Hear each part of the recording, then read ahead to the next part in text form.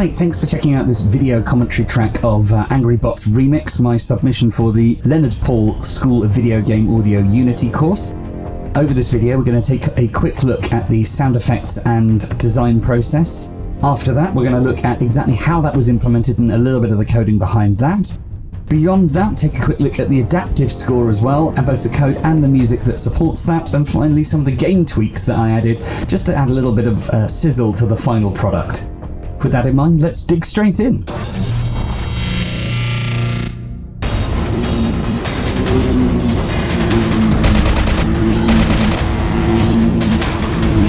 So my first step in the sound design process was really just to have a look at the style of the game from a visual perspective and see, rather than try and recreate what already existed, I wanted to try and reimagine what that would sound like. I felt that really the original sounds were far too clean, far too small sounding, that this whole thing is meant to feel like a massive warehouse industrial complex with broken bits falling off and steam everywhere and machines that clunk and clang. And so I really wanted to get that added into the whole universe of this game.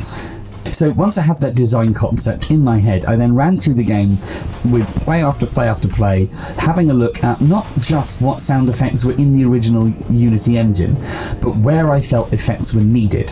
So rather than worry about just simply replacing what was already there, I wanted to make sure that I felt that all the right bases were covered. So I then plotted that all out in the spreadsheet, worked out initially what sounds I thought should be there, then on top of that what I felt they would probably sound like, and based on that what elements I would need in order to make those sounds. So knowing what kind of sounds I had to capture, it was time to hit the streets of Brighton with my pocket recorder in tow and see what I could find. One of the first things I came across were the classic industrial bins, the dumpsters, which are great when you hit your trainer against them, but I also then went and bought a little xylophone hammer that I could use just to get a slightly sharper sound, which is good for more of the spider tingly noises as it crawls across the floor. We had our passing bin lorry, which is a garbage truck for those that don't know what a bin is. And I actually stopped them one morning running out in my dressing gown because it was still, early in the day, and I asked very politely if they wouldn't mind me holding up my little recorder against their big garbage truck, which kind of makes big servo noises, big piston noises, things like that, which were perfect for the kind of sounds that I wanted to get across. On top of that, there were things like my oven in my kitchen, which turned out to make a really good screeching metal noise because it's a little bit rusty. Amazingly, I found I got a lot of usage out of simply the sound of my own microwave door, which gave a really good clunk, as did a chain on one of the dumpsters. On top of that, there were also a few other things like a real-life recording of rain, because I live in Britain and a rain sample really isn't hard to come by. And then it came to things like making the gun sounds, where although I did actually get an offer from my father-in-law to go with him to a gun range, I realised my equipment probably couldn't handle it, and even if it could, the kinds of guns that they've got access to aren't really the kind of guns that feature in this game. In the end, I cheated and used my belt buckle, amongst other things, to get that sound across. Although I did, I will admit, have to visit freesound.org just to grab one or two extra bits for texture. In this case, there was the sound of a passing jet engine that I used, which gives a really good rumble and crackle, and indeed a real Gatling gun type sound. So that really gives you some idea of some of the sounds. On top of that, I did layer a lot of electronic noises, which were mostly driven through creating sound effects in Massive and Native Instruments Razor, I think I used in one or two. So it was all that blended together to give that both electronic sound. Oh, there was one other sound which I was quite pleased of, because I'd been using free sound samples of that sort of piston hydraulic release, that noise.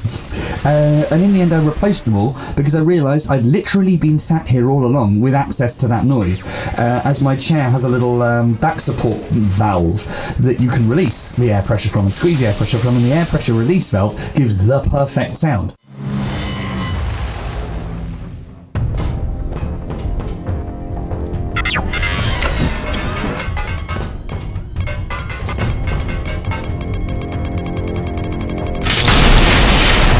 There was obviously a large amount of replacement because they already had a lot of the actions covered, but with my new sounds that I wanted to add on top. So that was really just a case of going through the back end, finding where the noises were, finding where they were housed, and adjusting volume and detection levels, that kind of thing, to make sure that when you could hear them, they were balanced out for the new soundscape. Partly because things they built into the original engine didn't actually work, which surprised me. Things like the footstep engine, I'd seen lots of comments about this if you look at the forums and the answers area. It turns out, although they built in a theoretical material detection system, which should tell when the player is walking over a catwalk as opposed to walking over a standard walkway, etc., it doesn't work, and no one seems to know why, even because the code looks like it should. It just doesn't function. So unfortunately for that, I had to do a workaround, and in this case what I did was create a load of empty game objects that sat over the top of the areas that I wanted a different walkway. And so I used them as collision triggers, and whenever you collided and entered inside the object, it changed your footsteps to a different array. I simply copied their code and added an extra array, which was play a catwalk, and just created a simple Boolean statement that said whether or not you're inside that trigger zone. If you are in the trigger zone, then start playing the footsteps that match the catwalk, and when you leave that trigger zone, go back to the regular indoor footsteps. And it was really as simple as doing that. I also added in a couple of other things like the hover for the buzzer.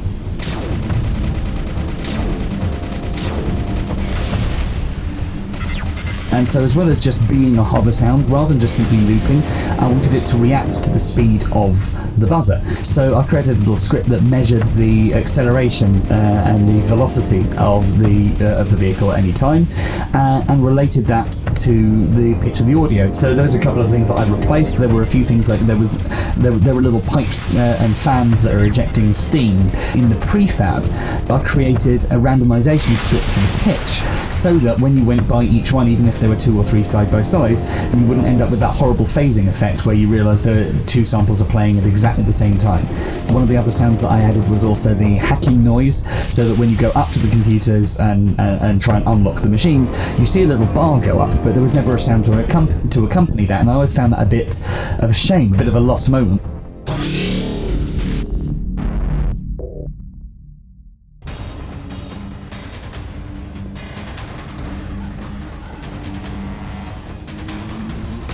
So let's take a look at the music score. In the first instance, I had it changed so that when you're under attack, the score changes and tells you that you're now under attack. The main problems when doing this is, of course, that often you can be under attack by more than one enemy at once, and if you have a trigger that simply activates every time they detect you, it will start again out of time, and it will be really jarring, and it really will sound very amateurish. So one of the key goals with this was to make sure that it didn't overlap, that once you were in that detection, it couldn't then start another layer on top and interrupt what you were doing, or play more than one sound at once. And equally, it had to then reset back to the generic walking around exploring music once the battle was over.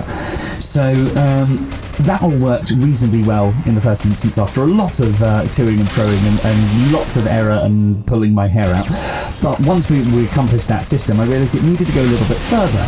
As I said, first thing I did was add this one-shot piece of music to tell you that the battle was over, because otherwise it just sort of jumped straight back into the original music, and it felt a bit jarring. But finally, one of the big things I wanted to do was make a big deal out of the mechs, because the mechs are big, they're heavy, they're hard to kill, and they're real bosses in the truest sense. So with that in mind, I created a whole separate score that would activate specifically when you're under attack and detected by one of the mechs. But the big problem with this is, of course, if you're already in an attack sequence with another enemy, you now want that one to take a back seat because the boss battle's more important.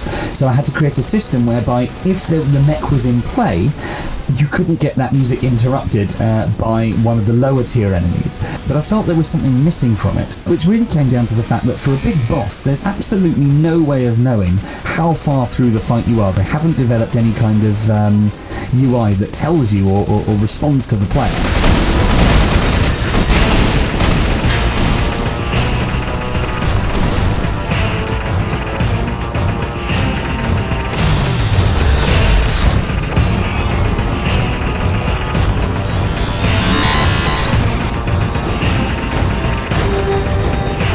So I decided to address that by creating a system that checks the health of the mech boss, and once it gets below a 50% threshold, the soundtrack changes to a more inspiring soundtrack that I felt would add to the drama, maybe reduce from the tension, start to make you feel like you've got the upper hand now, and potentially make the player feel a bit more gung-ho about what they're doing, which in turn means they're more likely to get killed and have everything reset.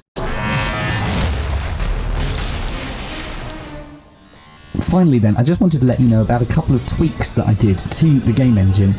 So the first and simple tweak was to go around all the enemies, play test, and adapt the health levels so that it actually took you a little bit longer, it was a little bit harder for you to kill them, and therefore you're more likely to run into other enemies. It's going to make the game last that much longer, you're going to get a chance to hear the soundtracks for longer, and hopefully it will enhance the experience. But the really big thing that I wanted to do was make the whole enemy mech boss battle feel more dramatic.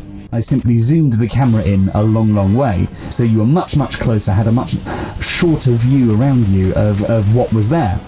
And I made sure that once the battle was over, the camera would reset. However, it would check to see if there were other enemies still attacking you, and if they were still attacking you, the camera wouldn't reset when the music does, just so that would still feel like part of the same battle, so that you wouldn't feel immediately like, right, that's over, back to normal, and that you wouldn't necessarily lose the position of enemies that are trying to attack you and potentially mess up your game.